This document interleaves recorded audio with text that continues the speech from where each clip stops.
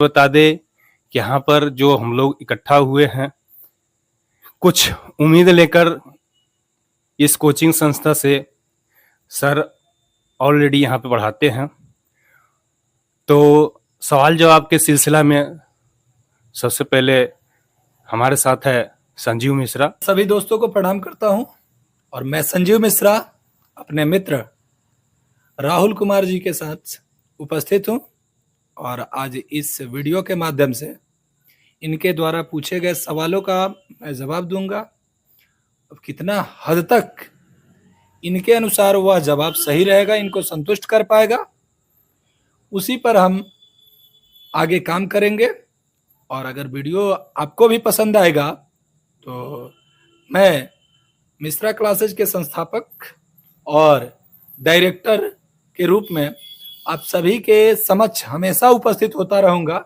इसलिए मैं राहुल जी से अनुरोध करूंगा कि यह प्रश्न करें और मैं आप सभी लोगों को आभार प्रकट करूंगा कि आप लोग पूरे वीडियो को देखेंगे।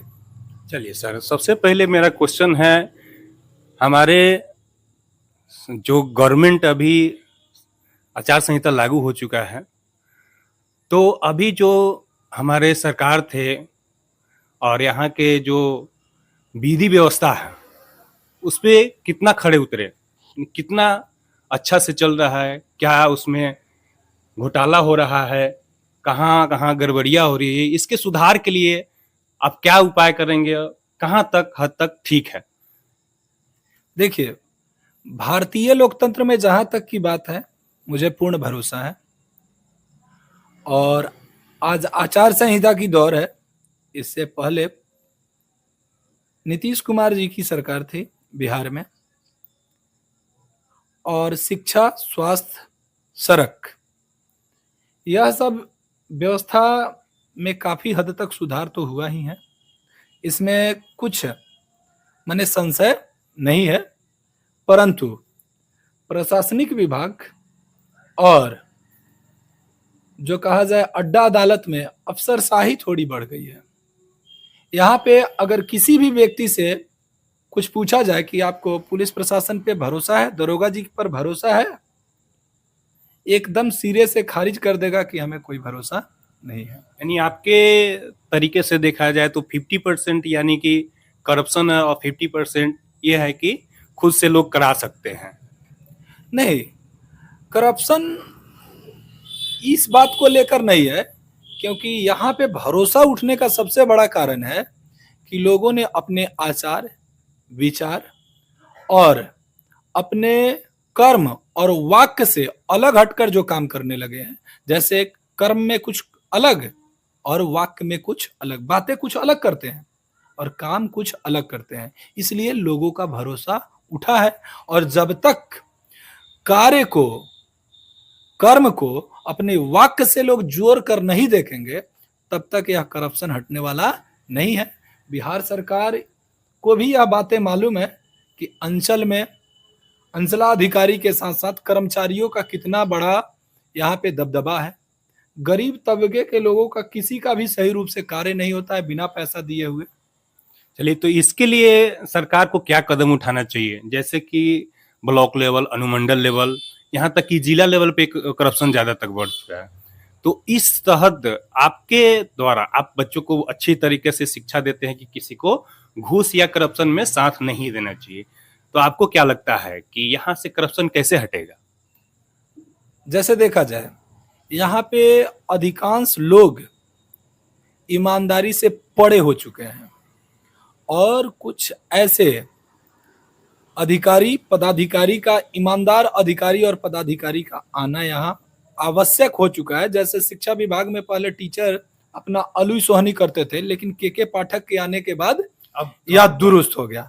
आप मानते हैं इस बात को? मानते हैं।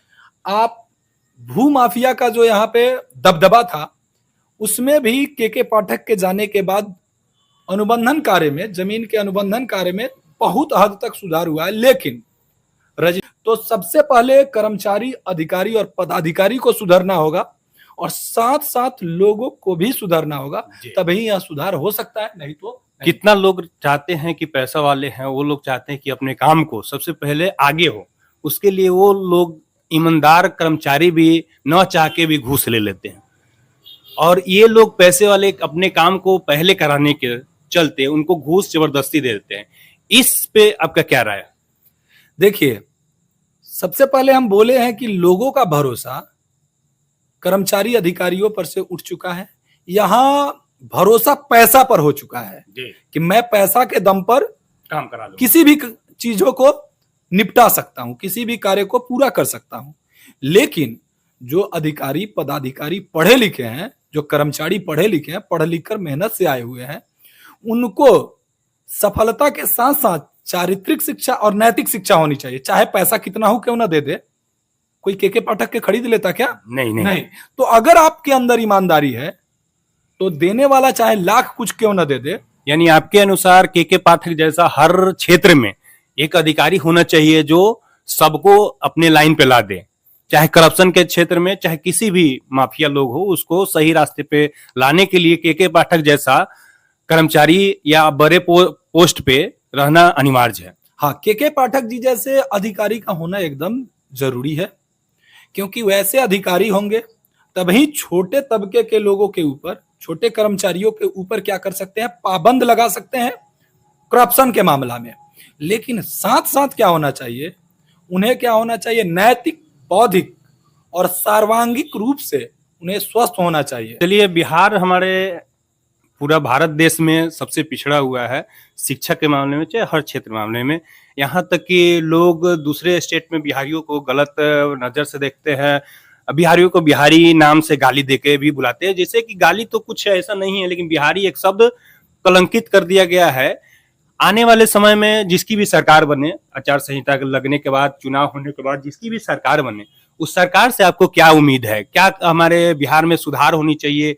क्या लॉ एंड ऑर्डर होना चाहिए? इस पे आपकी क्या राय है? बिहार के बारे में तो मैंने फुहरता का प्रयोग किया ही जाता है, क्योंकि यहाँ से सबसे ज्यादा लोगों का पलायन है और मरता क्या नहीं करता।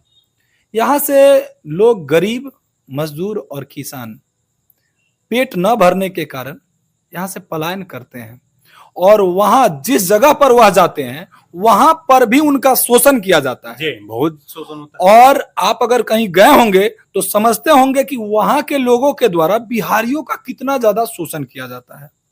और बिहारी अगर कोई उनके परिप्रेक्ष्य में गलती कर दे तो इसके लिए बिहारियों को गाली भी दिया जाता है, यहाँ तक कि दूसरे का भी गलती बिहारियों पे थोपा जाता है। तो जो भी गलती करे वह, एक कहावत है कन्हा, तो अभिप्राय है कि जितनी भी गलतियां आप कमजोर हैं तो आपके ऊपर सारी गलतियां मढ़ दी जाएगी। तो बिहारी ऐसे गलत होते नहीं है, इनको जबरदस्ती इनके ऊपर गलतियां थोपी भी जाती है। क्योंकि मैं भी बहुत जगह ऐसा देखा हूं और इन चीजों को एहसास भी किया हूं कि आप कहीं पे कार्य करते हैं तो आपके साथ कितना ज्यादती की जाती है। ये अनुभव की बात है। और लोग कहते हैं कि बेरोजगारी नहीं है, आप थोड़ा अपने जगह से हिल कर देख ले तो अब समझ में आ जाएगा कि बेरोजगारी है या नहीं। यहाँ पर तो आप हराम का कमा ले रहे हैं। जो यहाँ से पलायन करते हैं लेबर, मजदूर, उनसे बेरोजगारी और गरीबी के बारे में पूछा जाए तो वह हमसे ज्यादा अच्छा आत्मीय रूप से बता सकते हैं।